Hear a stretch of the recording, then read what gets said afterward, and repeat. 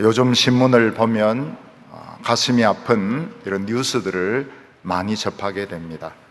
그 중에 하나가 무엇인가 하면 코로나19가 4단계로 계속되면서 이 자영업자들이 견디지를 못하니까 많은 사람들이 지금 극단적인 선택을 하고 있는 것입니다.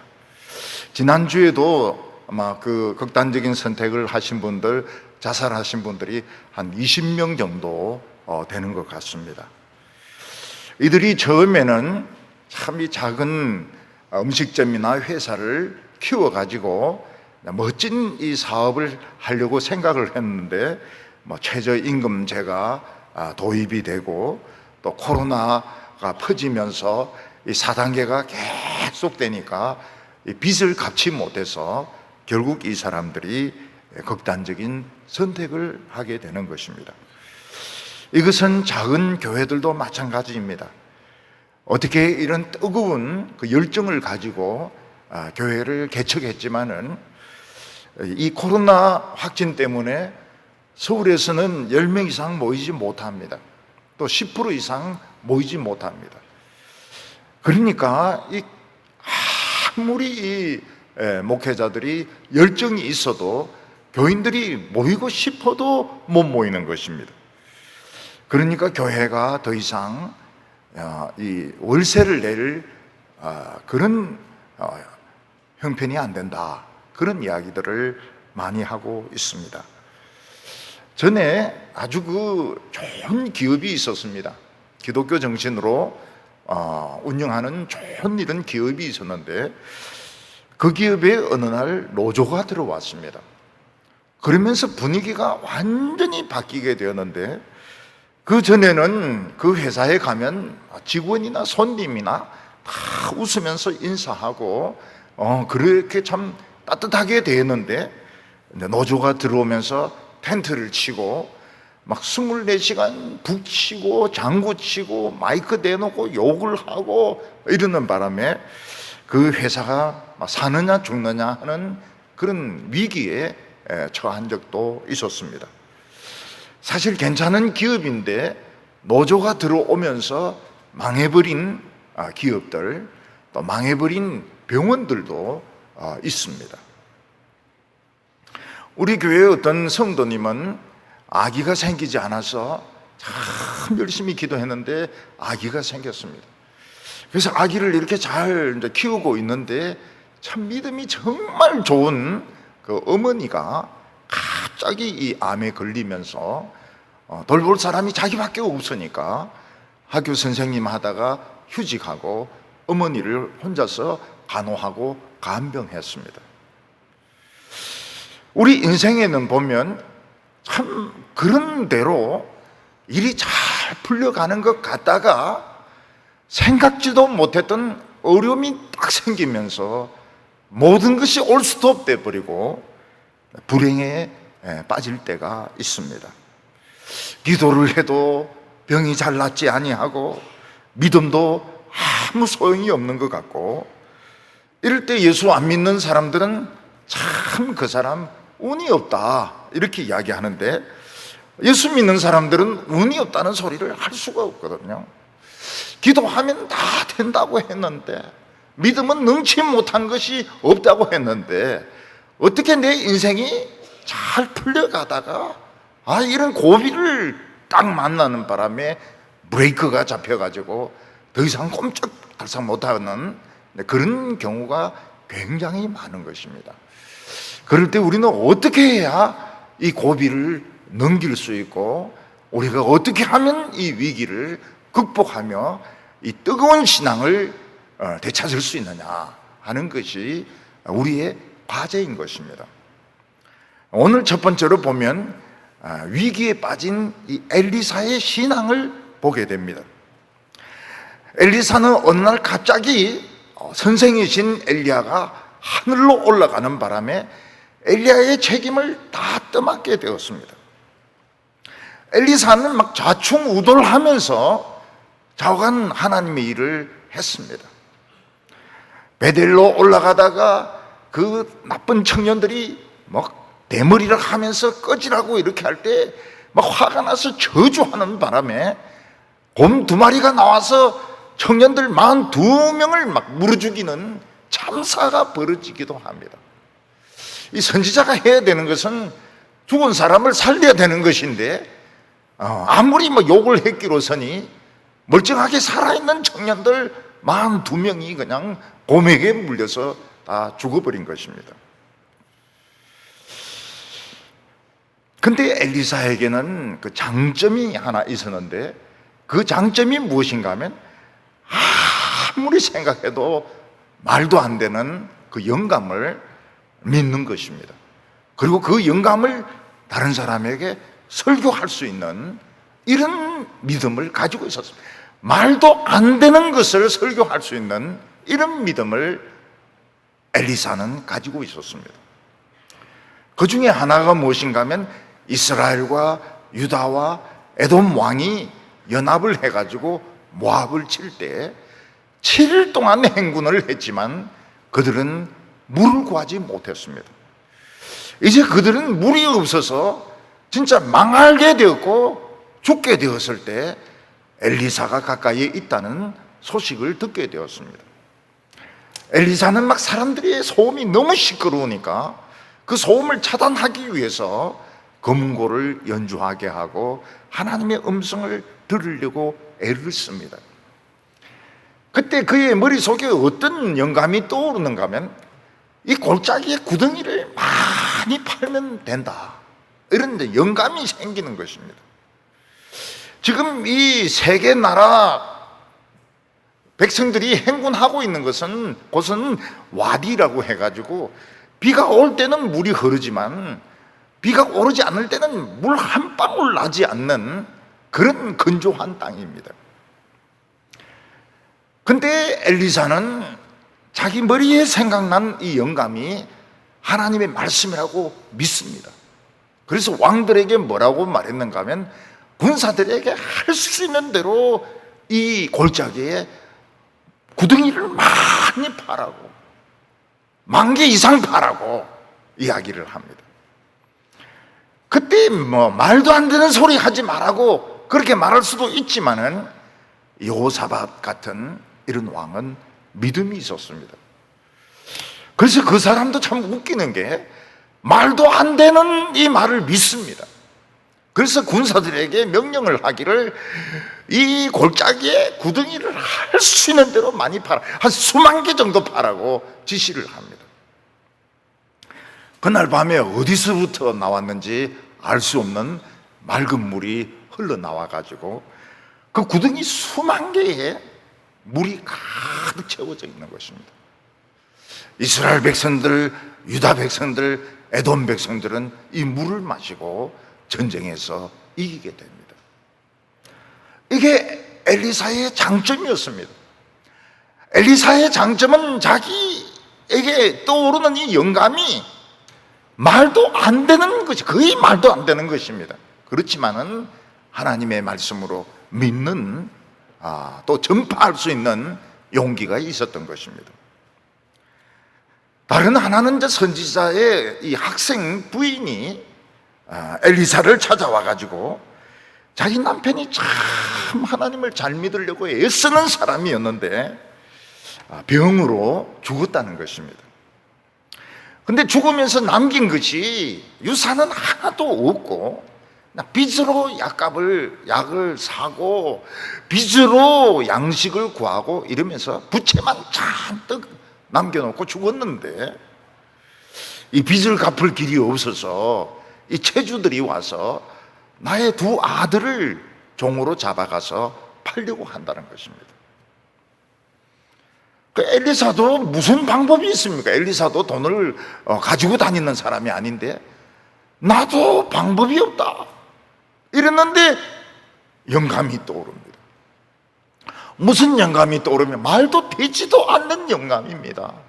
이 여자로 하여금 빈 그릇을 많이 빌리게 해가지고 그 한 병 있는 기름을 한번 부어보도록 하자. 부어라. 그래서 엘리사는 말도 되지도 않는 그 영감을 하나님의 뜻으로 생각하고 이야기를 합니다. 지금 당장 가서 아이들하고 같이 빈 그릇을 할 수 있는 대로 많이 빌리라. 그리고 거기에 한 병 있는 기름을 부으라고.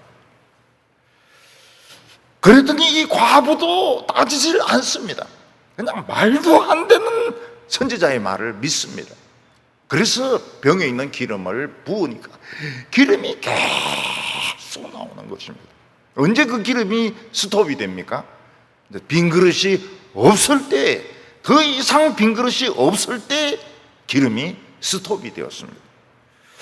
엘리사는 그 기름을 팔아서 빚을 갚고 그 기름을 팔아서 생활을 하라, 이렇게 이야기를 함으로써 그 선지자 학생의 그 부인은 어려움이 해결되었습니다. 그리고 그 뒤에 엘리사는 수넴 지역에 하나님의 말씀을 전하러 갔는데 거기에 아주 그 참 믿음이 좋은 그 여성이 있어서 귀한 대접을 받게 됩니다. 갈 때마다 강권해가지고 엘리사에게 자기 집에서 식사를 하자고 합니다. 그리고 그게 부족하니까 담 위에다가 다락을 지어가지고 이 선지자가 왔을 때 거기서 잠도 자고 묵상도 하고 쉴 수 있도록 그런 공간을 마련해 주었습니다. 엘리사는 너무 이 여성의 선대에 고마워가지고 이 여성을 도울 길이 뭐가 있는가? 그래서 불러가지고 묻습니다. 나 좀 너무 고마워서 뭐 담례를 하고 싶은데 뭘 어떻게 해주면 좋겠냐고. 그러니까 그 부인은 뭐라고 나는 원하는 것이 아무것도 없다는 겁니다. 나는 원하는 것이 아무것도 없고 그냥 일반 백성들 같이 그냥 살면 된다는 것입니다. 그 엘리사는 자기 종 게하시를 불러가지고 이 집을 좀 돌아다니면서 한번 살펴봐라. 이 집에 좀 부족한 것이 뭐가 있는지 한번 알아보라. 이러니까 게하시가 알겠습니다. 돌아다니다가 들어와서 하는 말이, 이 집에는 애가 없습니다. 남편은 늙었고 애가 없습니다. 그때 영감이 또 엘리사에게 떠오릅니다. 수넴 여자를 불러가지고 엘리사가 무슨 이야기를 합니까? 내년 이맘때에 내가 아이를 안고 있을 것이라, 아들을 안고 있을 것이라고. 그러니까 수넴 여자가 뭐라고 말합니까? 선지자여, 저를 속이지 마십시오. 저는 이미 아기를 포기한 지가 오래됩니다. 저를 속이지 마십시오. 근데 놀랍게도 이 여성은 임신을 해가지고 아이를 낳게 되었습니다. 요때까지가 좌충우돌은 했지만은 엘리사 선지자가 그냥 그런 대로 잘 나갈 때였습니다. 엘리사가 이런 식으로 계속 나간다면 아마 엘리야 같은 그런 능력의 종으로 인정을 받을 수 있을 것입니다. 그때 엘리사의 사역에 브레이크가 딱 걸리게 됩니다.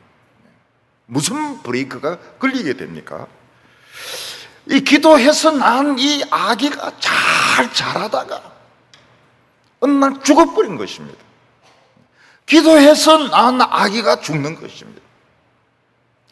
어느 날 이 아기가 아버지 그 추수하는데 그 구경하고 싶다고 그렇게 따라가고 싶다 하다가 가서는 막 머리가 아프다 하면서 빨리 엄마에게 이 애를 보내는데 애가 엄마 품에서 죽어버린 것입니다. 여기서부터 이제 엘리사는 그 모든 사역에 제동이 걸리기 시작합니다. 아마 애가 어쩌면 머리에서 너무 뜨거운 햇빛을 받아서 애가 열사병으로 죽었을 수도 있습니다. 나중에 이 애가 살아날 때 막 재채기를 하는 거 보면은 이 호흡기도 완전히 막혀 있었던 것 같습니다. 한 해 프랑스에 전 세계적으로 굉장히 날씨가 더웠던 해가 있었습니다. 그때 사람들은 막 시원한 곳을 찾아서 막 피난을 갔는데 이 프랑스에 있는 노인들은 피난을 안 갔습니다. 그래서 그 해에 프랑스에서 노인들만 한 200명 정도 죽었습니다. 너무 더워가지고 이 체온이 너무 올라가서 노인들이 죽었던 적이 있습니다. 그때 우리나라에서도 이 쪽방촌에 사는 노인들이 여러 명 죽었습니다. 여러 명 죽었어요. 너무 온도가 올라가니까 이 뭐 선풍기도 없고 에어컨도 없고 이러니까 너무 더워서 노인들이 돌아가 버리신 겁니다. 우리 교회도 나이가 많이 드신 분이 계신데 건강하셨습니다. 건강하셨어요. 근데 사위가 아무리 전화를 해도 장모님이 전화를 안 받으시는 겁니다. 그래서 사위가 막 그 장모님인데 달려와 보니까 싱크대 옆에 쓰러져서 이미 돌아가 계신 겁니다. 그래서 경찰에서 통계로 잡히기는 그냥 자연사로 잡혔지만은 사실은 자연사가 아닌 겁니다. 이것도 열사병으로 돌아가신 것입니다. 그러니까 그 해에 우리 교회조차도 한 분은 너무 더워서 이 할머니들은 특히 전기를 안 쓰려고 하기 때문에 에어컨 안 틀고 견디다가 한 분이 돌아가시는데 제가 보기에는 자연사가 아니고 이거는 열사병으로 돌아가신 것입니다. 전국적으로 통계가 나왔는데 그 통계 밖에 자연사로 돌아가신 분들 중에서 더워서 돌아가신 분들이 여러 명이 있다고 봐야 되는 것입니다. 그래서 우리나라 통계는 믿을 수가 없습니다. 통계가 믿을 수가 없어요. 참고조차 할 수가 없습니다. 얼마나 통계가 이게 엉터리인지 모릅니다. 통계는 굉장히 중요한 것인데 우리나라의 통계는 지멋대로인 것입니다. 엘리사는 자기를 선대한 이 수냄 여자, 참 하나님 말씀에 대해서 적대적이고 선지자를 막 째려보고 욕을 하고 이런 세대에서 참 음식을 드시라 그러고 그를 위해서 다락도 만들어주고 참 이렇게 선대하는 이 수냄 여자의 믿음이 너무 고마워서 기도를 해가지고 하나님인데 이런 여자를 축복해야 되지 않습니까? 그래서 기도해서 낳은 아기가 잘 크다가 걸어가고 말도 하다가 갑자기 탁 죽은 것입니다. 이 엄마는 황당하죠. 이미 오래전부터 아기를 가지는 것을 포기했습니다. 이 엄마는. 그래서 선지자가 필요한 거 없느냐 할 때 없다고 대답을 했습니다. 나는 필요한 것이 없습니다. 그런데 이 선지자는 1년 뒤에 아기가 생길 것이라 했는데 진짜 아기가 생겼어요. 잘 컸습니다. 근데 걸어 다니기도 하고 말도 합니다. 근데 머리가 아프다면서 죽어버린 거예요. 이 여인의 마음속에 고통은 말할 수가 없었습니다. 차라리 아기가 없었더라면은 덜 고통스러울지도 모르는데 아기가 생겨가지고 막 귀여워하고 사랑하고 잘 크다가 아기가 죽으니까 이 엄마는 너무너무 황당했던 겁니다. 너무너무 황당하고 너무너무 괴롭고 하나님이 막 일부러 자기를 괴롭히는 것 같은 그런 생각까지 들었던 것입니다. 왜 하나님은 이 선한 여인의 아이를 잘 크다가 죽게 하셨을까요? 그것은 잘 알 수가 없습니다. 하나님이 죽게 한 것은 아닙니다. 이거는 틀림없이 사탄의 강한 역사가 있었던 것입니다. 엘리사는 비록 긴 기간은 아니지만 이때부터 굉장한 위기를 경험하게 됩니다. 수냄 여자는 애가 살든지 죽든지 이 엘리사 선지자의 다리를 붙잡아야 되겠다 그렇게 생각합니다. 왜냐하면 엘리사의 그 입이 하나님의 문이라고 생각했기 때문에 천국의 문이고 능력의 문이라고 생각했기 때문에 남편인데 그냥 나귀만 달라고, 종 하나하고 나귀만 달라고 하고 그냥 쉬지 않고 엘리사에게 달려와서 엘리사의 다리를 딱 붙잡습니다. 이 여자분은 남편에게도 다른 어느 누구도, 심지어는 게하시에게도 애가 죽었다는 말을 하지 않습니다. 왜냐하면 하나님에게 가면 무슨 길이 있을 줄 모르겠다, 이제 이런 생각이 들었기 때문입니다.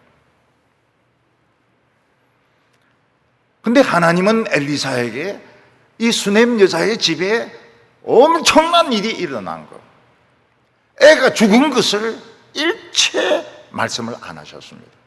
왜? 엘리사는 모르고 있었던 것입니다. 선지자는 하나님의 비밀을 알아야 됩니다. 남들이 모르는 것을 알아야 되고 미래에 대한 방향을 제시할 수 있어야 됩니다. 사람들이 막 불안해하고 사람들이 두려워할 때 이거는 두려워할 필요가 없다, 이거는 이렇게 나가면 된다 하는 방향을 제시할 수 있는 사람이 하나님의 선지자인 것입니다. 마이크 대놓고 막 욕을 하는 것이 이 선지자가 하는 게 아닙니다. 요 선지자는 욕을 그래 하면 안 돼요. 선지자는 남이 모르는 비밀을 알아야 되고 그리고 방향을 제시할 수 있어야 됩니다. 근데 하나님은 엘리사에게 일체 말씀을 안 하셨습니다. 그래서 엘리사는 여인이 와서 다리를 잡을 때까지 무슨 일이 일어나는지 몰랐던 것입니다. 그래서 게하시가 어디에 우리 선생님 발을 잡느냐고, 여자인데 막 손 떼라고 이렇게 할 때 엘리사가 뭐라고 말합니까? 하나님은 나에게 말씀 안 하신 것이 있다는 거예요. 그리고 이 여자는 말할 수 없는 그런 고통을 안고 있으니까 내버려 두라고 이야기했습니다. 엘리사는 지금 어디 있습니까? 옛날 엘리야가 기도해서 불이 떨어졌던 그 갈멜산에 있습니다.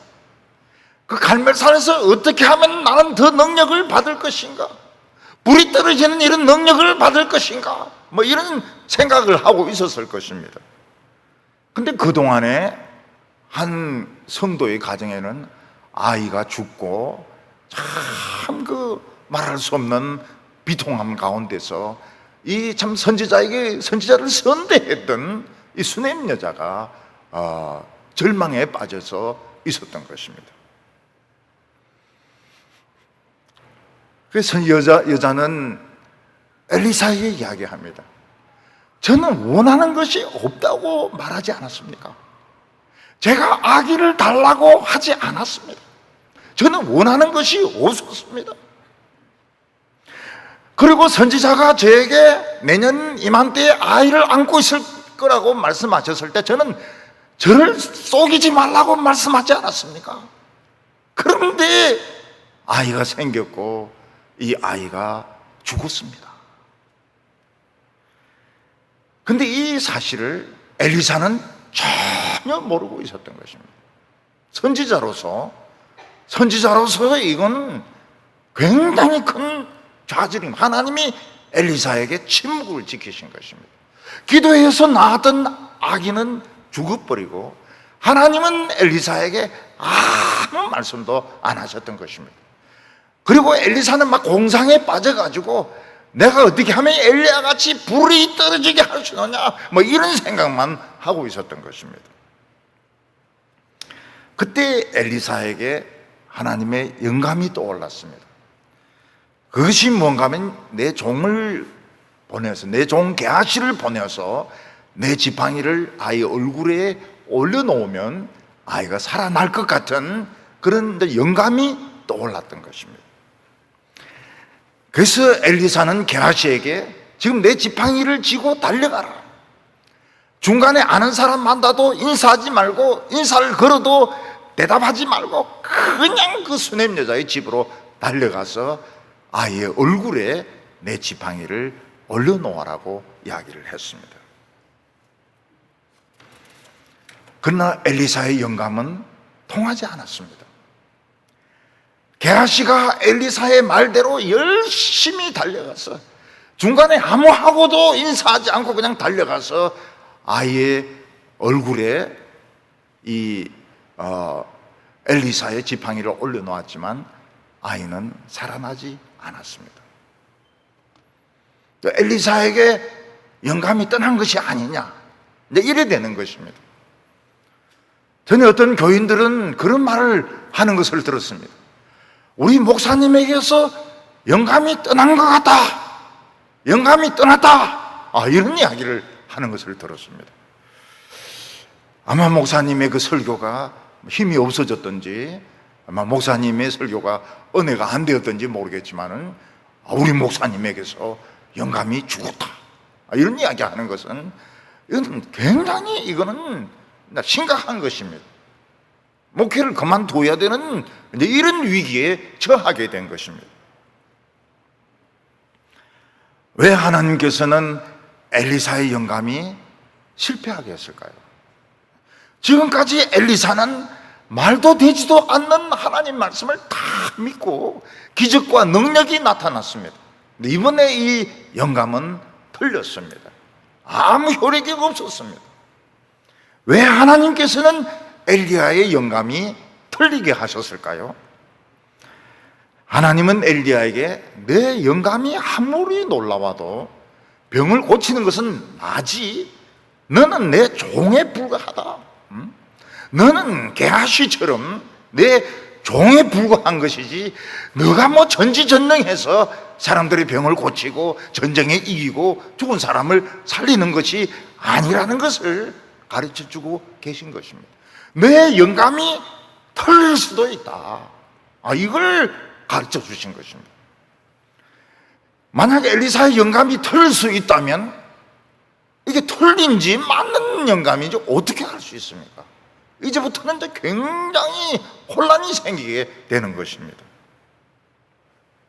지금 엘리사는 엘리야가 막 불이 떨어졌던 그 갈멜산에서 어떻게 하면 더 능력을 받을 수 있을까, 이걸 생각하고 묵상하고 있는데, 엘리사가 생각할 것은 그 불 떨어지는 것이 아니고 지금 그 수넴 여자의 가정에 어려움이 생긴 것을 생각을 했어야 되는 것입니다. 때로는 우리가 이 세상을 그냥 잘 살았습니다. 잘 살았어요. 일이 잘 풀렸어요. 근데 어느 한순간 탁 브레이크가 잡히면서 그때부터는 막 내리막길로 떨어질 때가 있습니다. 직장에서도 나오게 되고, 그리고 막 암이 생기게 되고, 그리고 막 파산을 하게 되고, 기도를 아무리 해도 기도가 먹혀들지 않고 신앙도 소용이 없는 이런 위기를 겪게 되는 것입니다. 하나님은 그것을 통해서 우리에게 뭐라고 말씀하십니까? 오늘까지 우리가 살아온 것이 내 힘이 아니라는 것입니다. 하나님이 능력을 주셔서 살아온 것이고, 하나님이 능력을 주셔서 공부를 한 것이고, 하나님이 능력을 주셔서 기도가 응답이 된 것이지 너 건 아무것도 없다는 것입니다. 그리고 엘리사에게 넌 막 엘리야를 흉내 내려고 그렇게 하지 말고, 엘리야는 엘리야고 너는 다른 사명이 있다는 거예요. 그거는 바로 이 치열한 영적 전투 가운데서, 영적인 전쟁 가운데서 성도들이 살아남게 하는 것이 엘리사의 사명이었던 것입니다. 그래서 하나님께서는 엘리사가 기도해서 낳았던 아이를 죽도록 내버려 주셨습니다. 굉장히 강한 사탄이 덤벼들어서 이 아이를 죽게 했던 것입니다. 그리고 하나님은 엘리사에게 아무 말씀도 하지 아니하셨습니다. 침묵하셨습니다. 하나님이 침묵한다는 것보다 더 무서운 것이 없습니다. 그리고 엘리사의 영감은 효력이 없었습니다. 약발이 떨어진 것입니다. 영감이 죽은 것입니다. 엘리사가 시킨 대로 게하시는 했지만 아이는 살아나지 않았습니다. 이때가 엘리사의 삶에 있어서 굉장히 큰 위기였습니다. 엘리야가 농사를 짓다가 선지자로 부름받은 것도 위기고, 대머리여 대머리여 꺼지라 할 때 막 곰이 나타나가지고 애들 물러 죽인 것도 그것도 큰 사건이죠. 그런데 이제는 엘리사의 영감이 통하지 않게 된 것입니다. 하나님이 엘리사에게 침묵을 지키고 계신 것입니다. 그러면 하나님은 엘리사를 지금 버리려고 하고 있는 것입니까? 하나님은 엘리사를 포기하려고 하고 있는 것입니까? 이때 엘리사는 제일 큰 위기를 겪고 있었습니다. 근데 엘리사에게는 장점이 있었습니다. 그 장점이 무엇인가 하면 내가 지금까지 행한 거 내 거 아니다. 이는 하나님이 행하신 것이라는 걸 믿는 믿음이 있었습니다. 그리고 내 영감이 틀릴 수도 있다. 틀리고 막 창피를 당하고 사람들에게 침뱉음을 당하고 돌로 던져도 그럴 수도 있다는 이런 믿음을 가지고 있었던 것입니다. 그래서 엘리사는 게하시에게 시켰던 그 영감이 응답되지 않았을 때 놀라지 않았습니다. 계속 하나님의 말씀을 기다렸던 것입니다. 그때 하나님은 새로운 영감을 주셨습니다. 이 영감이 틀린 영감일 수도 있습니다. 그렇지만 엘리야는 믿습니다. 너가 가라. 너가 직접 가라. 그래서 엘리야는 그 수넴 여자의 집으로 직접 갑니다. 가보니까 자기가 있던 누워 자던 침대에 아기를 눕혀놨는데 아기는 이제 몸이 굳어 있고 아주 싸늘하게 죽어 있는 것을 보게 되었던 것입니다.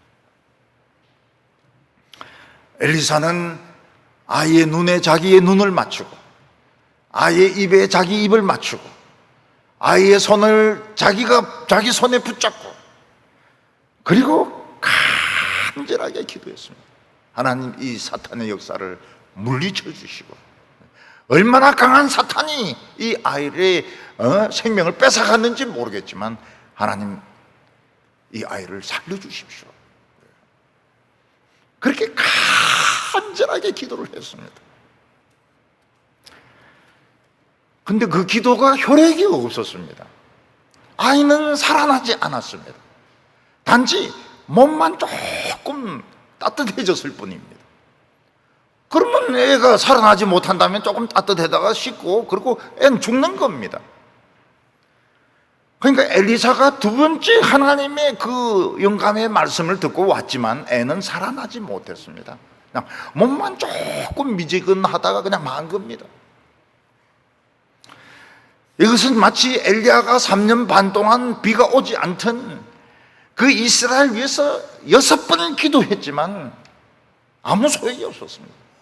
7번째 기도했을 때 손바닥만한 그런 구름이 떠오른 것과 같습니다. 엘리사는 아기를 위해서 간절하게 엎드려서 기도했지만 애는 그냥 몸만 약간 미지근해지고 그냥 마는 겁니다. 그러면 애 이제 몸이 또 식어지고 근데 죽을 것입니다. 엘리사가 하나님의 두 번째 영감의 말씀을 듣고 달려와서 눈에 눈을 맞추고 입에 입을 맞추고 손을 잡고 기도한 결과는 실패였습니다. 조금 애가 몸이 따뜻해지려고 하다가 마는 것이었습니다. 시간이 지나면 이 아이의 몸은 싸늘해질 것입니다. 그리고 이 아이는 진짜 지금 죽어 있는데 앞으로 더 확실히 죽을 것입니다. 근데 저는 목회를 이렇게 많이 하면서 교인이 막 굉장히 열이 나다가 열이 더 이상 더 올라가지 않을 때 하나님의 능력이 임한 것으로 봅니다. 그리고 굉장히 아프다가 허리나 몸이 굉장히 아프다가 좀 덜 아픈 것을 하나님의 치료가 임한 것으로 봅니다. 그리고 막 경제적으로 진짜 어려웠다가 그냥 어려움은 계속되는데 덜 어려워지는 것만 해도 하나님의 능력이 임한 것으로 봅니다. 교인들에게 그렇게 이야기합니다. 우리가 그냥 아프다가 그냥 바로 쫙 정상으로 올라가는 것이 아니고 근데 이렇게 하다가 좀 평행선을 유지하다가 낫는 거라고. 지금 좀 덜 아프면 낫기 시작하는 거라고. 하나님이 치료하기 시작하는 거라고. 근데 교인들이 그 말을 믿는지 안 믿는지는 잘 모르겠어요. 왜냐하면 아멘을 안 하니까요. 우리 교회는 원래 아멘이 없거든요. 그래서 믿는지 안 믿는지 모르겠어요. 그러니까 막 진짜 막 절벽으로 떨어지다가 안 떨어지고 대롱대롱 달려 있으면 이제 이때부터는 낫기 시작하는 것으로 저는 판단을 하는 것입니다. 그러니까 이 아기에게도 그 싸늘하던 몸이 좀 미지근해진 것은 하나님의 능력이 임하고 애가 살기 시작하는 것으로 보는 것입니다. 엘리사도 이제 그런 생각이었습니다. 그러니까 엘리사는 지금까지 여러 번 실패했습니다. 기도해서 낳았던 아기가 죽었습니다. 그리고 엘리사는 아무것도 몰랐습니다. 하나님이 침묵을 하신 것입니다. 엘리사는 막 엘리야처럼 불이 떨어지는 능력의 종이 되고 싶었지만 불은 떨어지지 않고 수넴 여자의 아이만 죽은 것입니다. 그리고 게하시에게 영감의 이야기를 했지만 아기는 살아나지 않았습니다. 자기가 직접 가서 눈에 눈을 맞추고 입에 입을 맞추고 손을 잡고 기도했지만 아이는 살아나지 못했습니다. 그냥 몸만 조금 미지근하다가 마는 것이었습니다. 근데 엘리사도 그런 믿음이 있었던 것 같아요. 무슨 믿음인가 하면 이 애가 조금 따뜻해진다는 것은 하나님이 치료하고 계신다, 이런 믿음을 가지고 있었던 것 같아요. 그래서 아직 아이가 살아나지 못했지만은 좀 휴식을 취하면서 막 좀 팔도 막 이렇게 흔들고 걷기도 하고 숨도 막 좀 쉬고, 그래가지고 이제 좀 다시 이제 자기 자신을 이제 정비를 한 것입니다. 내가 지금 좀 더 집중을 해야 되겠다. 그래서 숨도 쉬고 막 팔도 폈다 뻗었다 이렇게 하고 다리도 막 좀 움직이고, 그리고 이제 두 번째로 아이 위에 엎드립니다. 그래서 눈에 눈을 맞추고 입에 입을 맞추고, 아마 그러면서 애의 입에 숨을 막 불어넣어 준 것 같아요. 훅 하면서 숨을 불어넣어 주었습니다. 가끔 병원에 보면 응급 환자들이 막 오는데 숨을 안 쉬는 경우가 있습니다. 그럼 막 수술실로 가는데 의사 하나가 그 이동 침대에 올라탑니다. 올라타가지고 막 그 심폐소생술을 하고, 그래도 심장이 안 뛰면 입에 대놓고 막 바람을 불고 막 그래가지고 어떻게 하든 응급실에 들어가기 전까지 숨을 쉬게 하려고 합니다. 엘리사가 그 한 것이 바로 그것입니다. 애 위에 올라타가지고 모든 사탄의 공격을 자기 등으로 막고 애의 눈과 입을 맞추고 바람을 불어넣어주면서 이 애를 살리려고 애의 손을 잡고 막 기도를 한 것입니다. 엘리사는 3번 실패했습니다. 그런데 드디어 하나님의 영감이 효력을 나타나기 시작했습니다.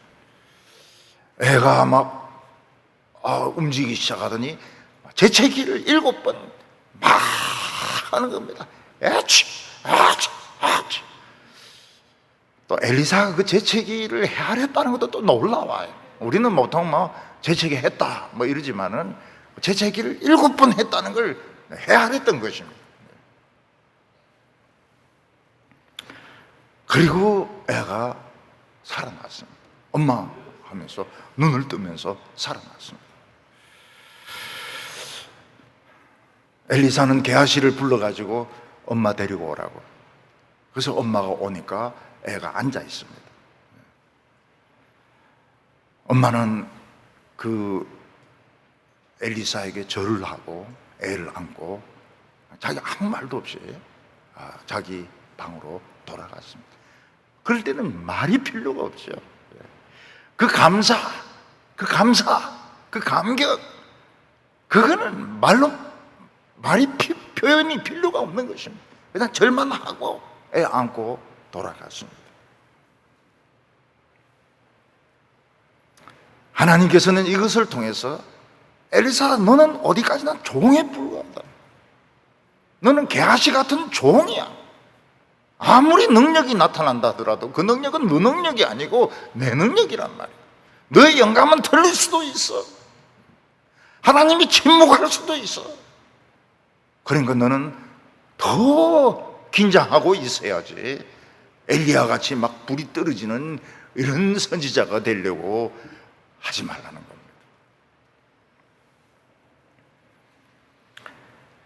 엘리사의 장점이 무엇입니까? 말도 되지도 않는 하나님의 말씀을 믿고 전하는 것입니다. 아마 요즘 교인들 같으면은 굉장히 반발이 셀 것 같아요. 말도 안 되는 하나님의 말씀을 전하면은 이게 뭐 목사님 미쳤나? 정신이 나갔나? 이 말도 안 되는 소리를 말이지 우리 보고 믿으라고 지금 하는 거냐고 막 당장 그렇게 말하고 쫓아내 버릴 것입니다. 엘리사의 영감은 틀렸습니다. 엉터리 영감이었습니다. 영감이 떠난 것 같았습니다. 그러나 엘리사는 몇 번 틀리더라도 나는 영감대로 실천하겠다. 그래서 애가 안 살아나도 또 인공호흡 하듯이 아이 위에 엎드려 가지고 결국은 그 아이의 미지근하던 몸이 살아있는 몸으로 변하게 되는 것입니다. 여러분, 사람이 죽어가다가 다시 살아났다. 우리 교인들이 죽어가다가 다시 살아났다. 죽었는데 살아나는 것은 좀 어렵죠. 거의 죽어가다가 살아났다는 건 큰 능력이 임한 것입니다. 우리 장로님 중에서는 완전히 숨이 넘어갔습니다. 그런데 살아서 돌아오지 않습니다. 대필 기도도 하지 않습니다. 교인들 중에서도 살 가망이 없는데 살아납니다. 이제 이거를 그냥 그럴 수 있는 것으로 이렇게 생각하면 우리는 하나님의 은혜를 만홀히 여기는 자가 되는 겁니다. 우습게 하는 자가 되는 겁니다. 하나님이 죽어가는 사람을 살려내었다. 그러면 어떻게 생각해? 이제 겁나는 거 없다. 생명을 살리셨다면 먹는 것이나 입는 것이나 결혼하는 것이나 내 미래나 아무것도 걱정할 것이 없다. 이런 마음을 먹어야 되는 겁니다. 우리 교회에 그 증거가 있습니다. 증거가 몇 번이나 있어요. 어린이들에게도 있습니다. 장로님들 중에서도 있습니다. 집사님들 중에서도 있습니다. 근데 이런 것이 나타나고 있는데도 불구하고 뭐 먹고 살까? 뭐 먹고 살까? 겨울 옷이 없는데, 겨울 옷이 없는데, 털옷이 없는데, 밍크 옷이 없는데, 내 미래는 어떻게 될 것인가? 우리는 무슨 재미로 삽니까? 미래를 염려하는 재미로 삽니다. 뭔가 염려를 해야 됩니다. 염려하지 않고 그냥 가만히 있으면 그냥 죽을 것 같아요. 그러니까 뭔가 염려할 것을 찾아서 염려를 해야 우리는 살맛이 나는 것입니다. 그런데 하나님이 말씀하시는 것이 무엇입니까? 죽어가는 사람, 거의 다 죽은 사람을 살려낸 것은 겁날 것이 없다, 못할 것이 없는 거예요. 그냥 믿음으로 그냥 나가면 되는 것이지. 틀리면 또 하고, 기도 응답이 안 되면 또 하고, 그러면 되는 것이지. 겁낼 거 아무것도 없다. 그런 것을 엘리사로 하여금 체험하게 하셨던 것입니다.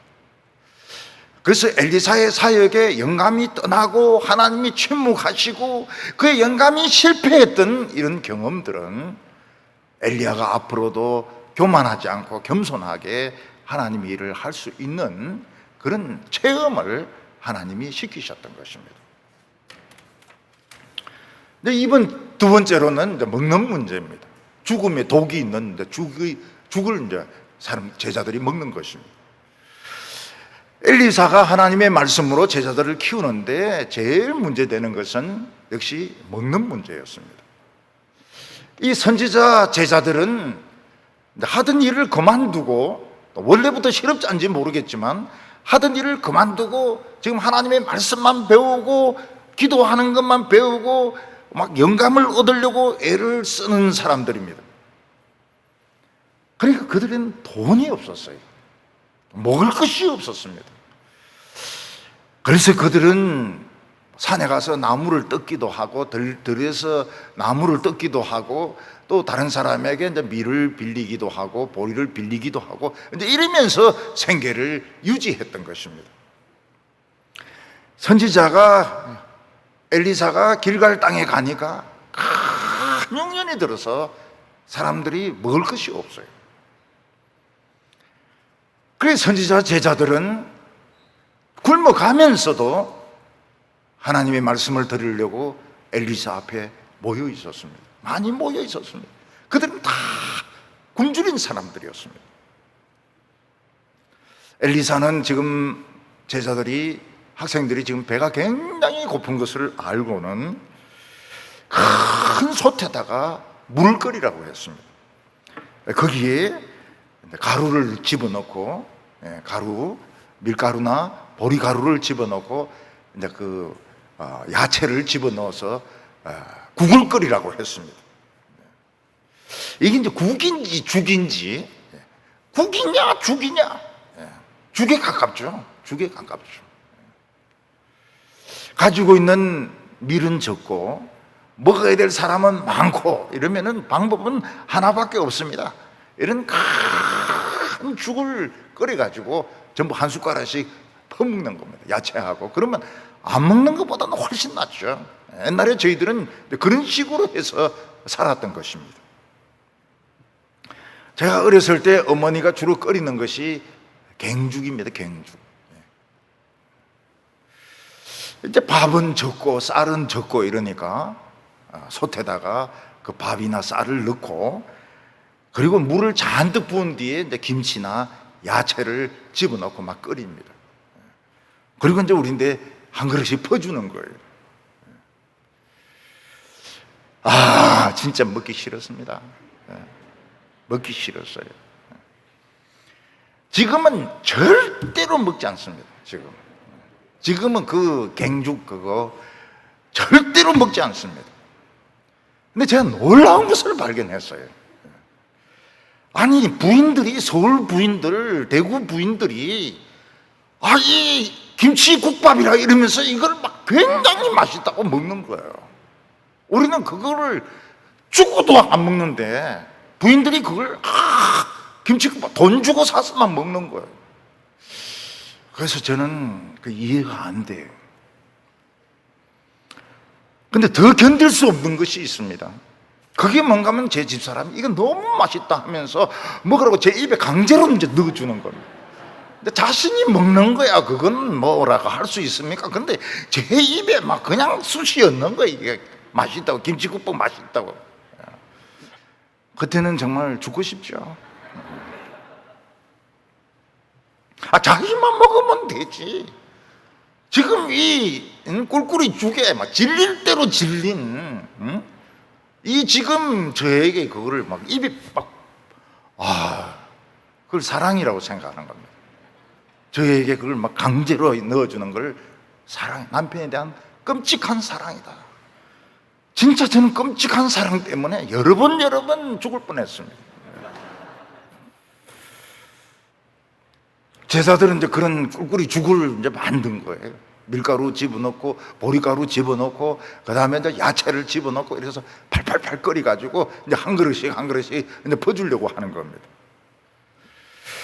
근데 문제는 이제 들판에 채소를 캐러 간 사람이 문제였습니다. 그런데 채소를 많이 캤는데 정체를 알 수 없는 열매를 보게 된 것입니다. 포도 넝쿨에 들호박이 열린 겁니다. 이 정체불명의 호박이죠. 포도 넝쿨이면 포도가 열려야 되고 들호박이면 호박 넝쿨에 열려야 되는데 포도 넝쿨에 들호박이 맺힌 겁니다. 이거는 굉장히 조심해야 돼요.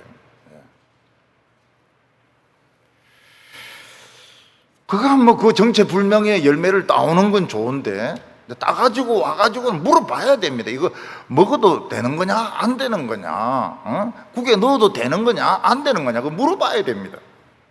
근데 이 사람은 묻지도 않고 막 싹싹싹 썰어가지고 그 국에 넣어버린 거예요.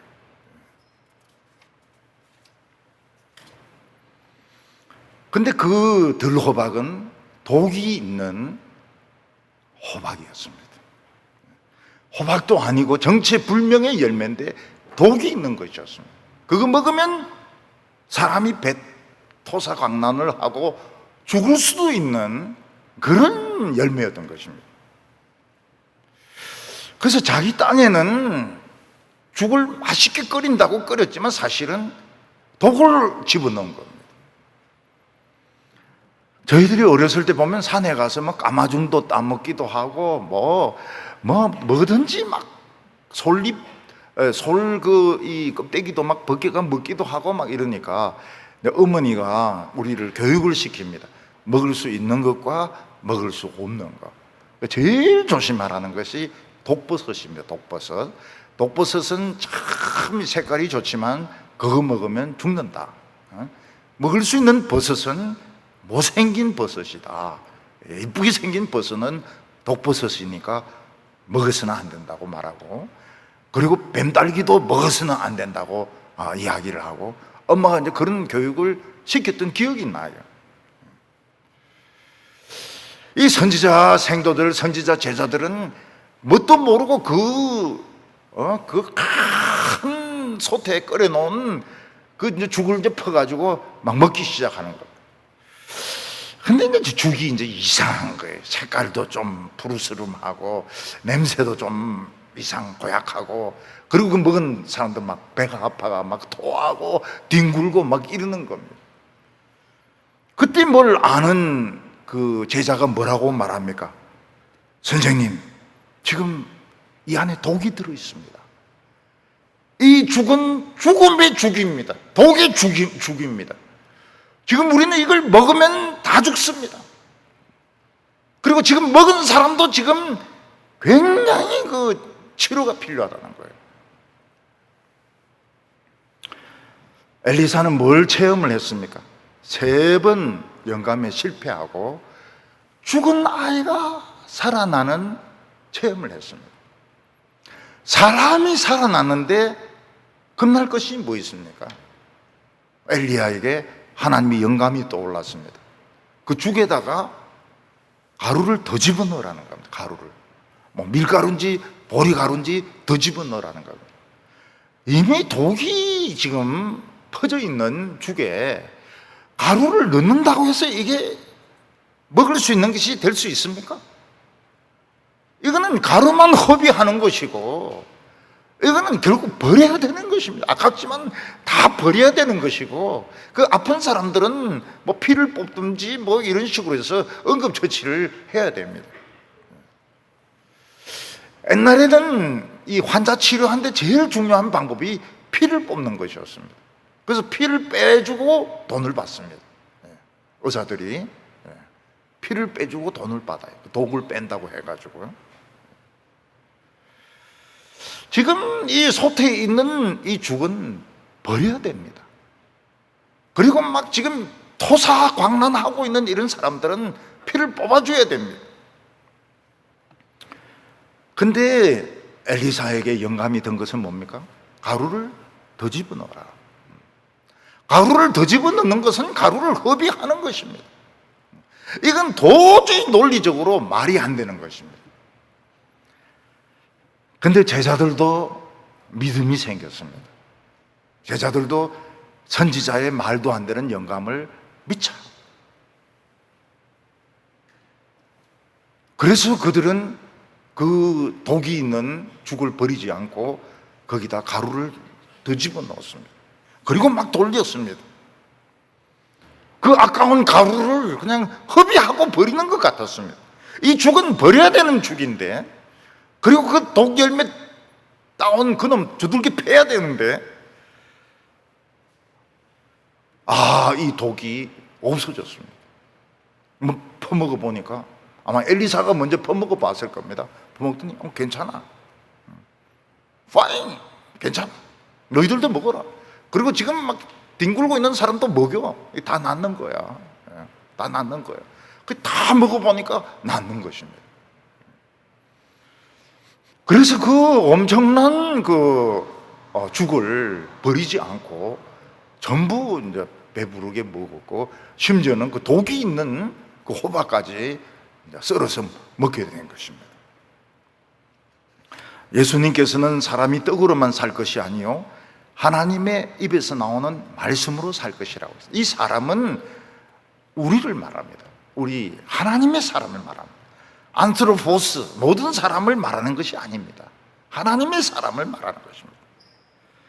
우리에게 하나님의 말씀이 있다면 죽을 사람도 살고, 독이 있는 음식도 변하게 되고, 길도 그냥 막힌 길도 열리게 되는 것입니다. 그런데 오늘 이 말씀을 오해해가지고 일부러 상한 생선을 먹고 독이 있는 음식을 먹으면 어떻게 됩니까? 그에게 합당한 대가를 치르게 될 것입니다. 응급실에 가가지고 한 일주일 정도 그렇게 있어야 될 것입니다.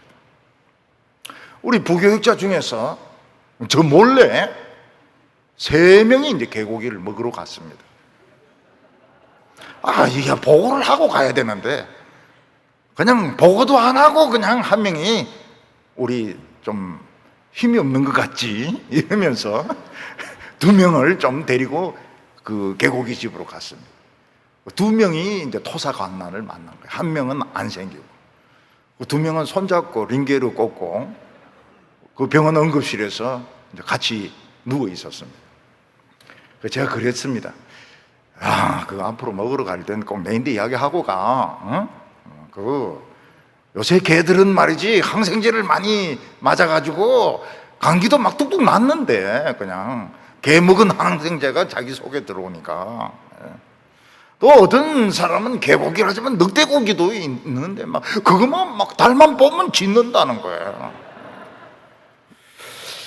그래서 그때 부교육자들이 참 깊이 회개했습니다. 이기적으로. 담임 목사 몰래 하는 게 안 된다니까. 결국은 알게 된다는 거예요. 왜냐하면 토사광난을 하고 응급실에 둘이 손잡고 있으니까. 그 둘이 왜 안 보이냐 이러니까 응급실에 둘이 손잡고 있습니다. 왜 그러냐, 같은 개고기 먹고 지금 저러고 있습니다. 그래서 그 일부러 독이 있고 이런 거를 먹으면 안 됩니다. 아무리 믿음이 좋아도 일부러 독이 있는 걸 먹으면 안 돼요. 그래서 상한 음식은 냉장고를 믿는 게 문제예요. 냉장고가 이게 0도가 아닙니다. 냉장고가 7도나 8도 이래 되는데 냉장고를 너무 믿고 냉동실도 너무 믿고 그 안에 고기도 그냥 1년 동안 넣어두고 그 안에 그 생선도 한 달 넣어두고 그 전부 그 게으른 여자가 받는 심판을 받게 되어 있습니다. 냉동실도 믿으면 안 돼. 냉동실도 1년 동안 고기를 얼려 놓으면 그거 상합니다. 바이러스가 생겨요. 그래서 여성들은 부지런히 냉장고를 비워야 됩니다. 냉장고를 부지런히 치워야 됩니다. 근데 너무 가난해서 먹을 것이 없어요. 근데 보리를 삶았는데 보리가 약간 맛이 간 겁니다. 그 물에 씻어서 먹어도 배탈 안 나요. 또 빵을 어디서 구했는데 곰팡이가 피가 있는 거예요. 곰팡이만 떼가지고 먹어도 배가 안 아파요. 배가 안 아파요. 근데 이런 경우에 하나님이 지켜주신다는 것인지 일부러 곰팡이 핀 그 빵을 먹고 믿으면 다 통한다. 그리고 여러분 과일도 상처가 나면 썩거든요. 그래서 그 상처난 과일을 먹지 말라고 하잖아요. 상처난 과일을 먹지 말라고. 거기 안에 썩는다고. 근데 그거 버리기 아까워가지고 핥아먹고 이러다가 배탈이 난다고. 근데 생명을 살렸으면 사실 못할 게 없습니다. 우리 교인들은 겁을 내지 마세요. 염려를 하지 마세요. 왜냐하면 이미 그런 체험들을 제가 설교에서도 여러 번 이야기했습니다. 두려워하지 말라고요. 먹는 거 두려워하지 말고, 결혼도 두려워하지 말고, 결혼도 두려워하지 말고, 그리고 곰팡이 핀 빵도 두려워하지 말고. 저희들은 어렸을 때 곰팡이 핀 빵 얻어가 많이 먹었는데 뭐 배탈 날 시간이 없습니다. 우리는 너무 배가 고파가지고 배탈 날 시간 없이 그냥 다 나가버려요, 몸 밖으로. 오늘 여기 세 번째는 모지라는 보리떡입니다. 선지자들에게 늘 따라오는 문제는 배고픔이었습니다. 그것은 단순히 그들이 가난하거나 먹을 것이 없다는 뜻이 아닙니다. 하나님의 종들은 가난해봐야 압니다. 가난해봐야 진짜 하나님의 말씀을 붙드는 사람인지, 아니면 그냥 이걸 직업으로 삼는 사람인지 구분이 되는 겁니다. 그 말씀의 깊이를 딱 들어보면 알아요. 아, 이 사람은 진짜 이 어려운 가운데서 정말 말씀을 캐는 사람이구나. 아, 이 사람은 그냥 번지르하게 듣기 좋게 하는 사람이나 딱 구분이 돼요. 그래서 저는 뭐 교육자들을 괴롭히고 이렇게 하진 않지만 모든 것을 잘해주지 않습니다. 모든 것을 잘해주지 않아요. 뭐 집 문제라든지 뭐 모든 걸 잘해주지 않습니다. 왜냐하면 자기 자신이 깨닫고 자기가 하나님의 말씀을 깨닫고 또 있어야 될 것인지 떠날 것인지 결정을 너가 해라, 그런 뜻으로 모든 것을 잘해주지 않습니다. 장로님들은 막 모든 걸 잘해주고 싶어요. 그렇지만은 저는 생각이 좀 틀립니다. 그러면 그 사람 목회자는 한평생 그 사람은 돈만 밝히는 그 지급 목회자밖에 안 되는 겁니다. 정말 살 길이 없을 때 하나님의 말씀을 붙들어야 이 말씀이 살아나게 되고 기도가 응답이 되게 되고 부흥이 일어나게 되고 코로나를 겁내지 않게 됩니다. 코로나 심하면 뭐 그냥 좀 쉬면 되는 것이죠. 또 코로나가 좀 죽으면 교인들 다 돌아옵니다. 다 돌아올 걸 저는 믿고 있습니다. 한 번은 어떤 사람이 바알 살리사라는 곳에서 왔는데 그들은 이 선지자 학생들이 배가 고프다는 것을 알고 보리떡 20개나 가지고 왔습니다. 그리고 야채도 가지고 왔습니다. 근데 문제는 학생들이 너무 많은 겁니다. 학생들이 100명이 넘어요.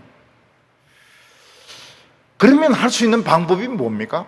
이 20개의 보리떡을 100개로 잘라가지고 조금씩 나누어 먹는 수밖에 없는 겁니다. 그리고 야채를 소금에 절여 먹든지 아니면 뭐 끓여 먹든지 그런 방법밖에 없었습니다.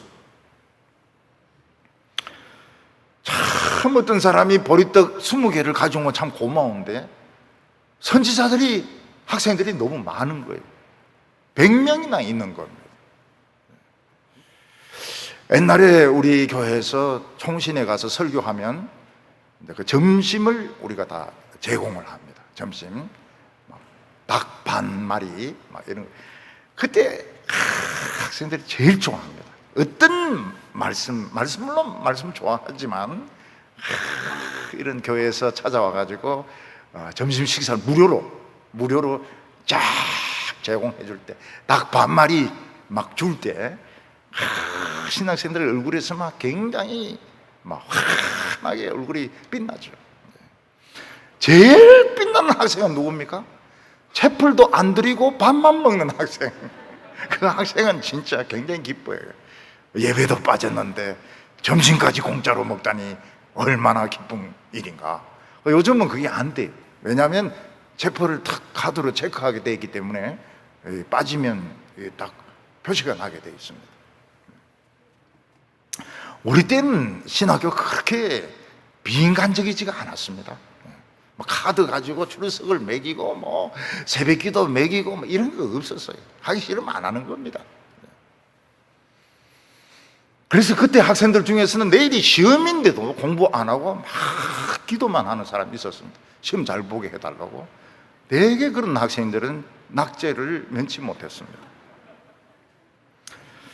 그래, 지금 이제 이 보리떡 20개를 이제 100개로 나누어야 됩니다.